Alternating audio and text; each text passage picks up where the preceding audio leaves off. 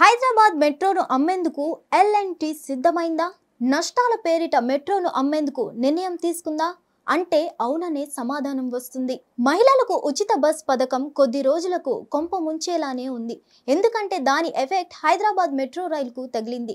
ప్రయాణికుల సంఖ్య తగ్గిపోవడంతో మెట్రోను అమ్మకానికి పెట్టాలని ఎల్&టీ సంస్థ నిర్ణయించుకున్నట్లు తెలిపారు. అయితే మెట్రోను ఇప్పట్లో అమ్మకానికి పెట్టడం లేదని 2026 తర్వాత విక్రయించాలనుకుంటున్నట్లు ఎల్&టీ ప్రెసిడెంట్ ఆర్ శంకర్ స్పష్టం చేశారు.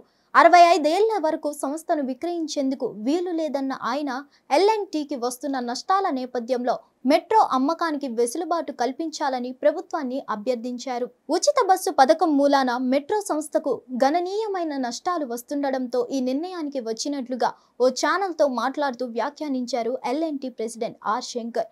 కాంగ్రెస్ సర్కార్ తీసుకొచ్చిన ఉచిత బస్సు ప్రయాణం వలన ఎక్కువగా పురుషులే మెట్రోలో ప్రయాణిస్తున్నారని, మహిళా ప్రయాణికుల సంఖ్య భారీగా తగ్గిందన్నారు. అలాగే ఊబర్, ఓలా, ర్యాపిడో వంటి సంస్థల వలన కూడా మెట్రోలో ప్రయాణించే ప్రయాణికుల సంఖ్య తగ్గిందని శంకర్ తెలిపారు. సంస్థకు వస్తున్న లోటును పూడ్చుకునేందుకు చర్యలు చేపట్టిన ఫలితాన్ని ఇవ్వకపోవడంతోనే ఈ నిర్ణయం తీసుకుంటున్నట్లు స్పష్టం చేశారు.